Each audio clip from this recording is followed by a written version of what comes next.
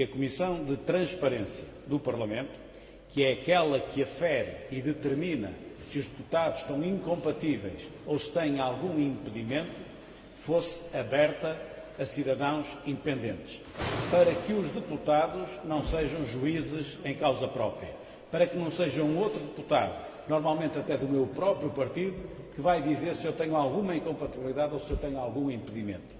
E, portanto, nós entendíamos que esta Comissão devia ser composta maioritariamente por personalidades de fora, embora escolhidas naturalmente pelo Parlamento. O Parlamento recusou liminarmente isto. E, portanto, a Comissão fica tal como está e quando se vir um relatório a determinar se alguém está compatível ou incompatível, foi um deputado que o fez sobre outro deputado, muitas das vezes sobre o mesmo partido.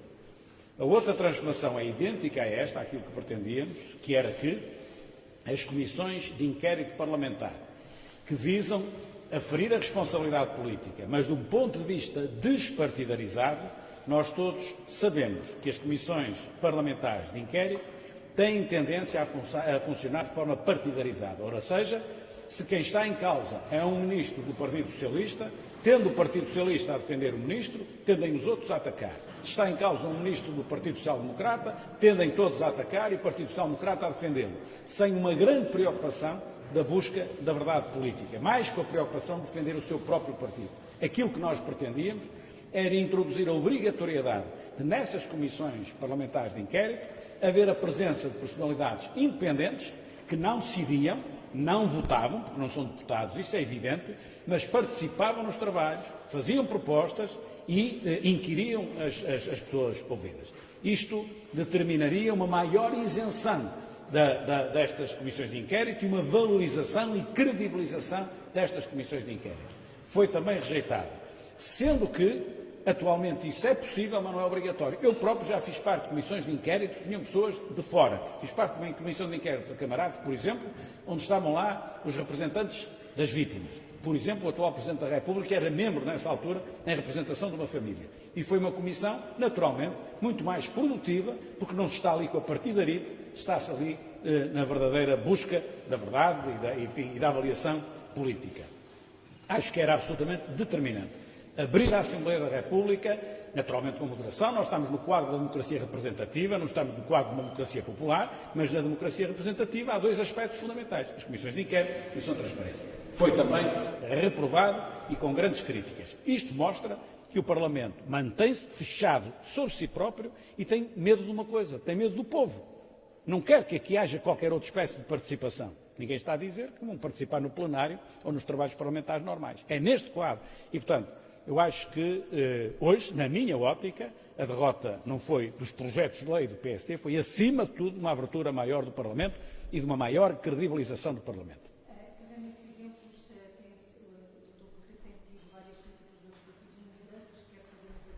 Sim. Perguntar como é que essas críticas já respondem ao Parlamento está fechado. Mas eu próprio desta vez não penso convencer o PS destas mudanças.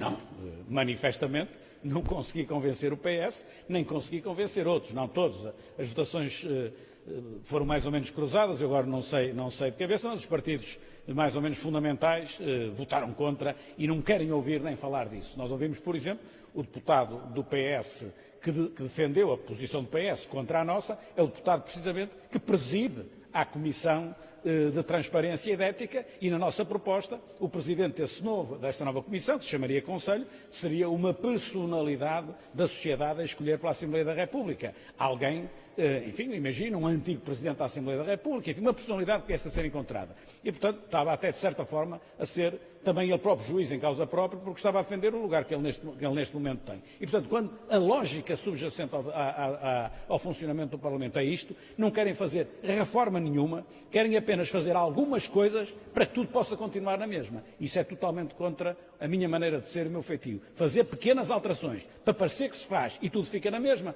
comigo não contam de certeza. Comigo contam para fazer transformações reais e fundamentais. Com moderação, com certeza, ninguém quer uma revolução. Mas alterações profundas, não querem.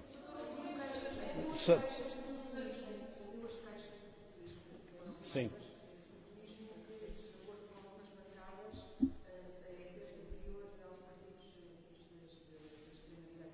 É obviamente,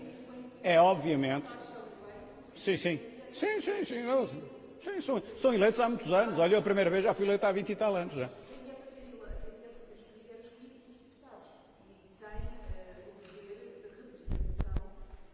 Sim, sim. Sim, sim, ouça, eu ando aqui há muitos anos e sei como é que é. Aliás, o deputado que fez que fez as principais queixas e críticas e contra o nosso diploma, é um deputado que é deputado desde os anos 80, está cá há 30 anos e, portanto, quer dizer, já faz parte da mobília. Portanto, a abertura para qualquer coisa não é nenhuma. E, portanto, qual é o argumento? Não havendo outro argumento, é populismo. Portanto, populismo é eu dizer, na Comissão da Transparência, que afere se os deputados têm alguma incompatibilidade ou algum impedimento, ter a participação de pessoas de fora, isto é populismo. Portanto, eles sabem o que é populismo. Eu não vou aqui dizer que eles não sabem o que é. Não tem mais nada para dizer, dizem isso. Sim.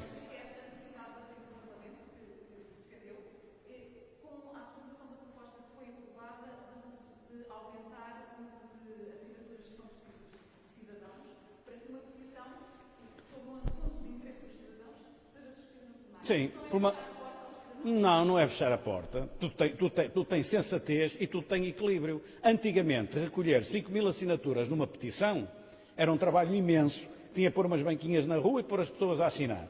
Hoje em dia, com a internet, consegue 5.000 assinaturas com a maior das facilidades. Portanto, se conseguir 5.000 assinaturas, tem o debate no Parlamento em sede da Comissão. Para querer ter a nobreza de debate em plenário, tem 15.000 assinaturas. E mesmo assim, se calhar vai ter muitas mais do que a que tinha no passado, dado o avanço tecnológico que a sociedade teve. Portanto, tudo tem que ter equilíbrio e tudo tem que ter sensatez. E nessa matéria... Bom, então, quer uma coisa melhor, eu baixava de 5.000 para 1.000 e não fazíamos outra coisa aqui no plenário que não fosse discutir petições das pessoas. Portanto, 5.000 assinaturas, que é pouco, garante o debate na Assembleia da República em sede de comissão.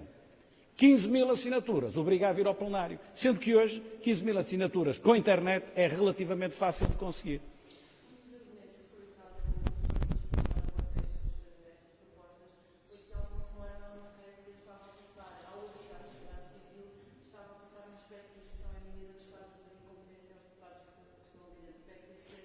Sim, não.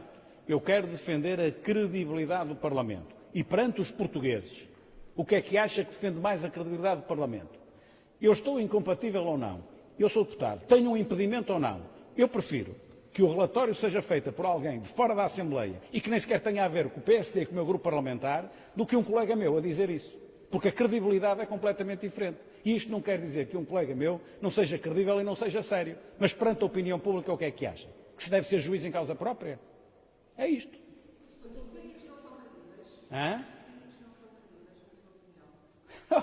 Quer dizer, uns são, outros não são, mas não coloco nesse patamar que não está a colocar nesse patamar, não é? A sua família também, se calhar, é credível e não é a sua família que, se amanhã houver um problema, vai julgar, vai ser um juiz isento. Portanto, nós temos, naturalmente, de fugir a essa questão de juiz em causa própria. Portanto, serem os deputados a julgar a si próprios, se eles próprios estão incompatíveis ou têm algum impedimento, é muito menos salutar e muito menos credível que tendo a participação de fora. E eu não estava a excluir a participação dos deputados. Apenas na nossa proposta se dava maioria àqueles que não são deputados e mesmo assim escolhidos por deputados. E no fim o relatório tem de ser votado no plenário só pelos deputados. Agora, é completamente diferente perante a opinião pública ser de uma maneira ou ser de outra. E aquilo que acontece é que aqui nestes sítios onde nós estamos, nestes corredores, onde andam só as pessoas ligadas e fechadas na política, têm dificuldade em entender o que eu estou a dizer. Mas se sairmos depois da porta para fora e formos lá fora, as pessoas de certeza que estão a perceber perfeitamente aquilo que eu estou a dizer. Nós temos é de arejar um bocado estes corredores porque estão demasiado fechados. Diga.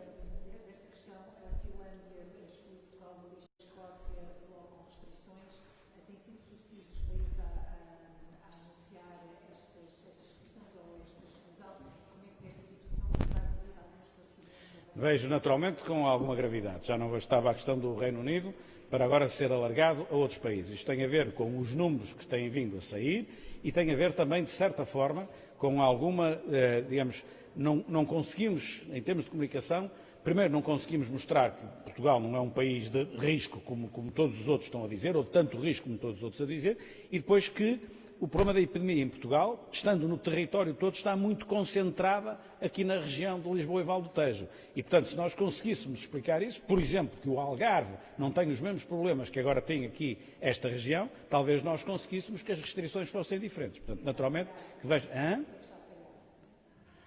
Bom, o que está a falhar seguramente é no Governo, não é no outro lado, neste aspecto, digamos assim, porque agora estamos só no domínio da comunicação e da ligação com os outros países. E está a falhar, em minha opinião, no quadro do Governo, muito a diplomacia portuguesa. Isto parece-me evidente, isto é grave, particularmente, como referi, para a região do Algarve. E estamos naturalmente preocupados com isso. Eu estou preocupado com isso. A Madeira é um problema, mas está a conseguir, enfim, agora sempre tem voos e vamos lá ver. Agora o Algarve é uma situação complicada.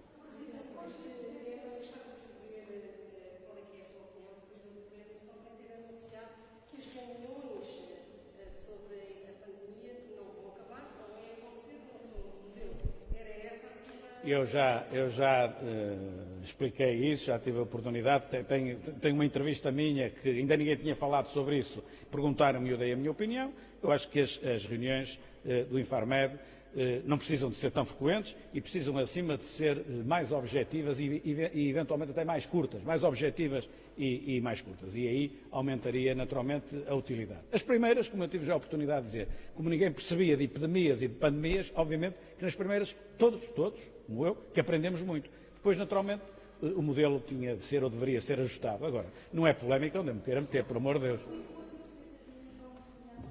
Isso não sei, não me pergunta a mim, que eu não sei se elas vão acabar ou não. Eu dei uma opinião, como se calhar também terá.